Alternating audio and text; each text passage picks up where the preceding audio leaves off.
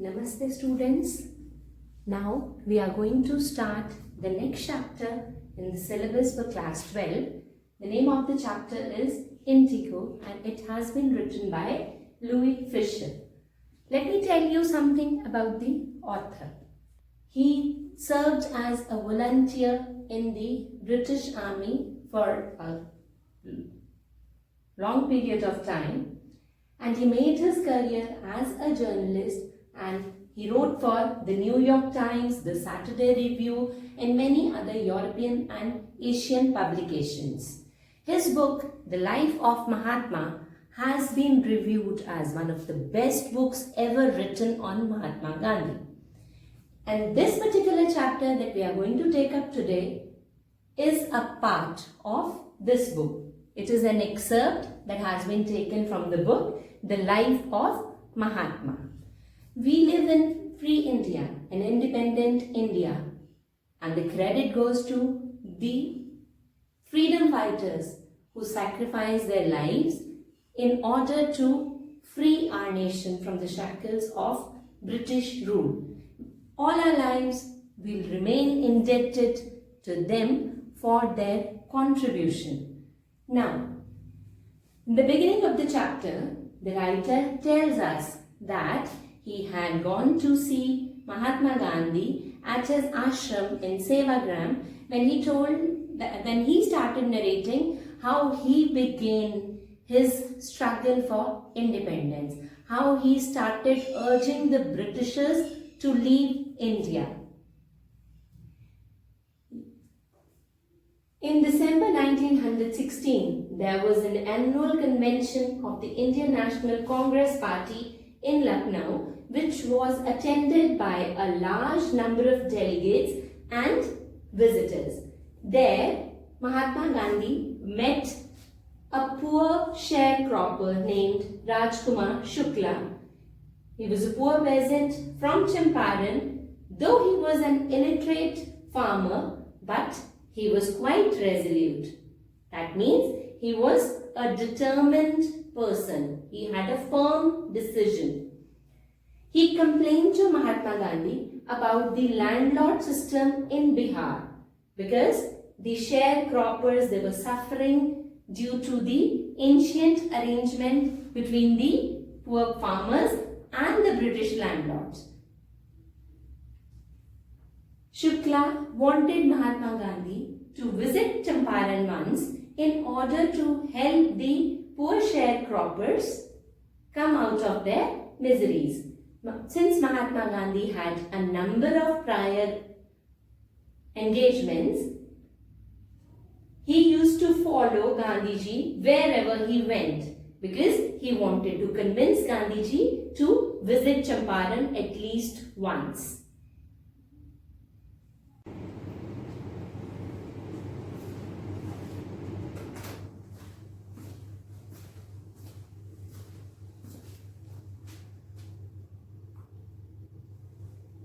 When Gandhiji noticed that Rajkumar Shukla, the poor sharecropper, was very determined to take him to Champaran, he told him that on a particular date he had to go to Calcutta and he told him to reach there. Now when Gandhiji finished his work there, he found Shukla sitting there and waiting for him to take him to the city of Patna from Calcutta. Now they boarded a train to reach the city of Patna. There they went to the house of a lawyer named Rajendra Prasad, who was the president of the Congress Party at that time. Now Dr. Rajendra Prasad was not at home at that particular time, and the servants there did not recognize Gandhiji. They thought he was another person accompanying the sharecropper Rajkumar Shukla. The servants did not like Rajkumar Shukla much because they took him as a sharecropper who used to come to trouble their master to help the poor sharecroppers.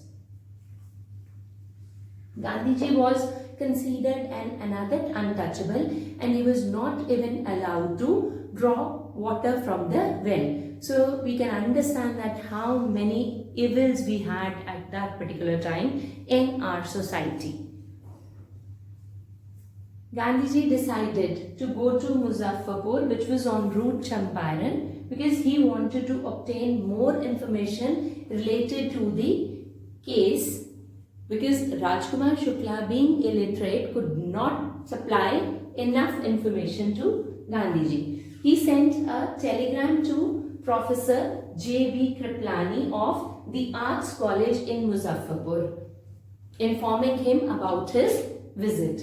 Now, when Gandhiji reached Muzaffarpur on 15 April 1947, he found Professor Kriplani and a large number of students waiting for him at the station. And he was taken to the house of Professor Malkani, who was a teacher in a government school. Now, Gandhiji describes it as an extraordinary thing because during those days, the Indians in most of the areas were so scared of the Britishers that they never showed any sympathy towards the advocates of Home Rule. They were so scared that they would be tortured by the Britishers that they did not have any contact with the freedom fighters.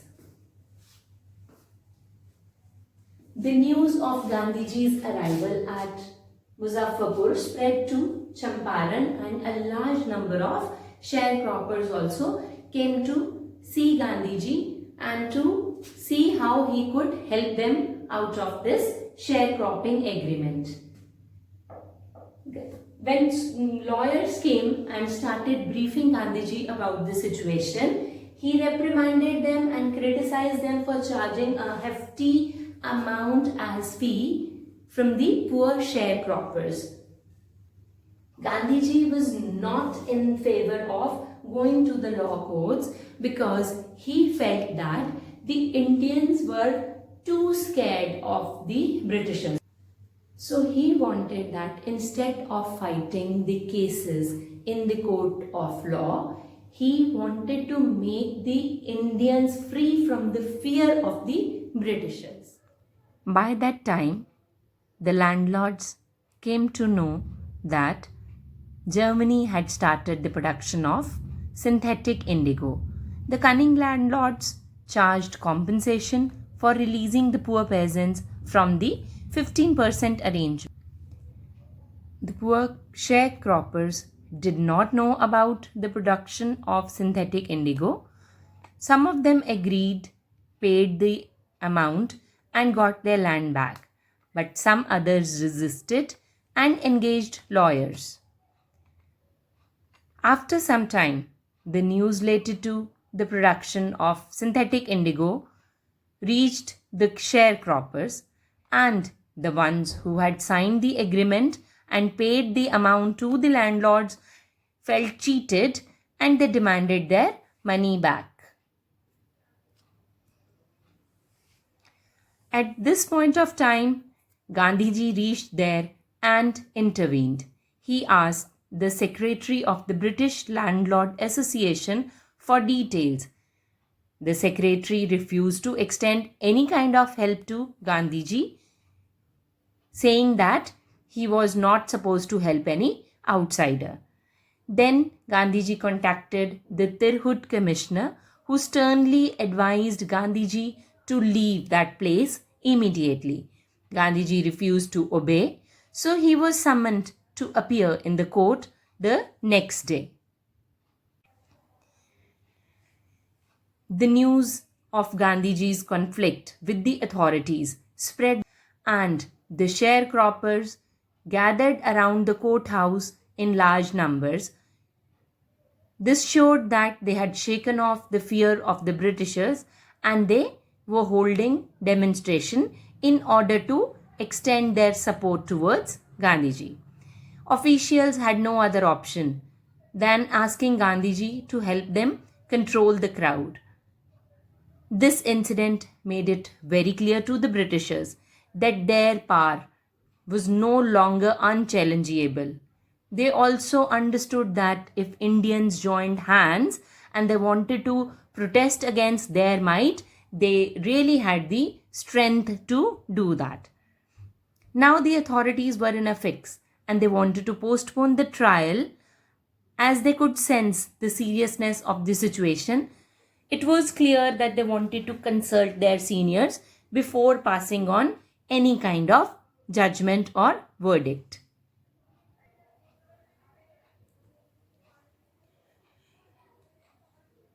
Gandhiji protested against the delay, and he also clarified that he disobeyed not to set an example as the lawbreaker, but to render humanitarian and national service.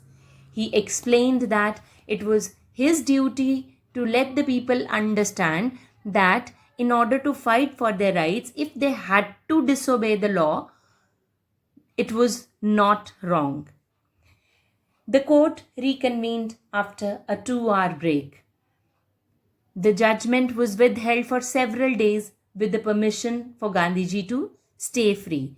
The lawyers were motivated by Gandhiji as they felt that if Gandhiji, who was an outsider, could do so much for the people of that place, why couldn't they do something? It was clearly the victory of civil disobedience as the case against Gandhiji was dropped by the government. Gandhiji, the lawyers, and the peasants, they worked together to seek justice.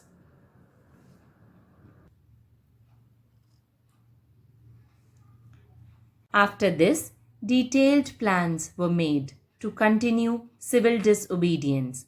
Lieutenant Governor appointed commission of inquiry with landlords and government officials on one side and only Gandhiji representing the poor sharecroppers.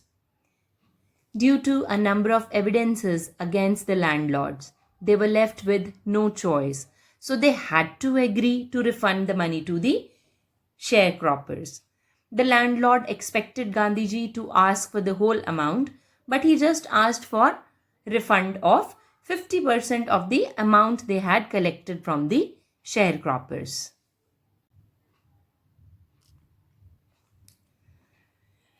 The landlords proposed to pay back only 25% and Gandhiji agreed, as he felt it was not the money that mattered the most at that particular time, but the main thing was the victory of the poor peasants over the landlords. He was of the opinion that it wasn't just the question of refund, as the landlords had surrendered some part of their prestige too. The Britishers clearly understood that the Indians definitely had the ability to unite and fight for their rights. Later, Gandhiji took a number of steps to help in the social, cultural, and economic upliftment of the people living in that area. A number of volunteers were called to help in educating the masses regarding cleanliness and many other things. Special attention was paid to personal hygiene, cleanliness of the surroundings, and good health. Castor oil, quinine, and sulfur ointment were used for curing a variety of ailments. Gandhiji's visit to Champaran has been termed as a turning point since he had just come for a visit and he ended up staying there for 13 months. And it also helped in making the Indians learn a lesson in self-reliance and also in getting rid of the fear of the Britishers. It was Gandhiji's way of helping the people of Champaran. Self-reliance, struggle for independence, and helping the sharecroppers were all bound together. And that's all for today. Don't forget to read the text. Thank you.